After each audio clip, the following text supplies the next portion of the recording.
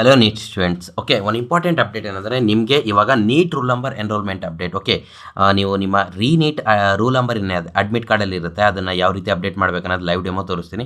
ಅದಾದಮೇಲೆ ಒಂದು ಮಿಸ್ಟೇಕ್ ಏನಂದರೆ ಎಲ್ರಿಗೂ ಇನ್ವ್ಯಾಲಿಡ್ ಅಂತ ಬರ್ತಾ ಇದೆ, ನೇಮ್ ಅವ್ರ ಅಪ್ಲಿಕೇಶನ್ ನಂಬರ್ ಮಿಸ್ ಮ್ಯಾಚ್ ಅಂತ ಬರ್ತದೆ.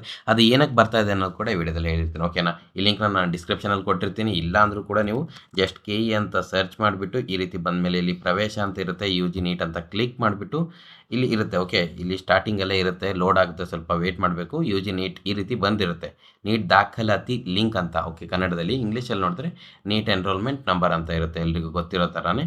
ಇದ್ರ ಮೇಲೆ ನೀವು ಕ್ಲಿಕ್ ಮಾಡಬೇಕು. ಇದ್ರ ಮೇಲೆ ಕ್ಲಿಕ್ ಮಾಡಿದ ತಕ್ಷಣ ಏನಂತಂದರೆ ಈ ರೀತಿ ಬರುತ್ತೆ. ಇಲ್ಲಿ ನಿಮ್ಮ ಅಪ್ಲಿಕೇಶನ್ ನಂಬರ್ ಹಾಕಿ, ಇಲ್ಲಿ ಪಾಸ್ವರ್ಡ್ ಹಾಕಿ, ಇಲ್ಲಿ ಕ್ಯಾಪ್ಚಾ ಹಾಕಬೇಕು ಇದನ್ನು. ಓಕೆ, ಇಲ್ಲಿ ಲಾಗಿನ್ ಯೂಸಿಂಗ್ OTP ಅಂತ ಇರುತ್ತೆ.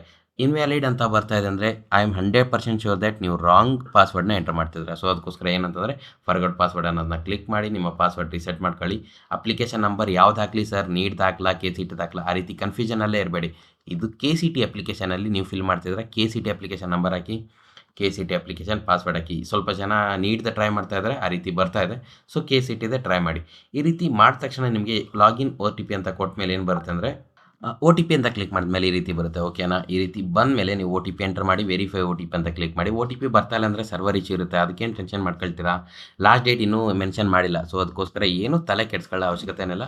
3 to 4 ಡೇಸ್ ಟೈಮ್ ಇರುತ್ತೆ, ಆರಾಮ್ಸೆ ಮಾಡಿ ಸರ್ನ.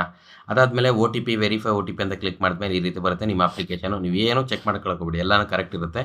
ನೀಟ್ ರೂಲ್ ನಂಬರ್ ಅಂತ ಇದೆ, ಇಲ್ಲಿ ನೀಟ್ ರೂಲ್ ನಂಬರ್. ಓಕೆ, ನಿಮ್ಮ ನೀಟ್ ಅಡ್ಮಿಟ್ ಕಾರ್ಡಲ್ಲಿ ಇರುತ್ತೆ, ಅದನ್ನು ಎಂಟರ್ ಮಾಡಿ. ಎಂಟರ್ ಮಾಡಿದ ತಕ್ಷಣ ಚೆಕ್ ಅಂತ ಬಟನ್ ಇರುತ್ತೆ, ಆ ಚೆಕ್ ಅನ್ನೋದು ಗ್ರೀನ್ ಕಲರ್ ಕ್ಲಿಕ್ ಮಾಡಿ. ಅದ ತಕ್ಷಣ ಇಲ್ಲಿ ನಿಮ್ಮ ನೀಟ್ ಮಾರ್ಕ್ಸ್ ಮತ್ತು ನೀಟ್ ರ್ಯಾಂಕ್ ಡಿಸ್ಪ್ಲೇ ಆಗುತ್ತೆ.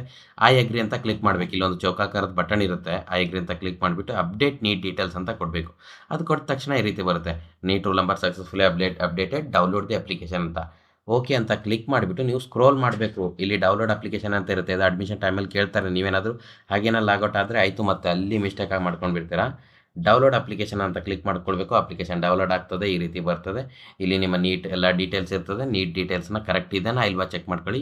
ಮಿಸ್ಟೇಕ್ ಇದ್ದರೆ KEಗೆ ಕಾಲ್ ಮಾಡಿ, ಇಲ್ಲ KEಗೆ ಇಮೇಲ್ ಮಾಡಿ. College guide YouTube channel subscribe ಆಗಿರಿ. ವಾಟ್ಸಪ್ ಗ್ರೂಪ್ ಲಿಂಕ್ ಇದೆ ಡಿಸ್ಕ್ರಿಪ್ಷನಲ್ಲಿ, ಅಲ್ಲಿ ಜಾಯ್ನ್ ಆಗಿರಿ. ಯಾರು ಪರ್ಸ್ನಲ್ಲಾಗಿ ಏನು ಟೆಕ್ಸ್ಟ್ ಮಾಡೋಕ್ಕೆ ಹೋಗಬೇಡಿ, ನಿಮ್ಮ ನಂಬರ್ ಡಿಲೀಟ್ ಆಗಿಬಿಡ್ತದೆ.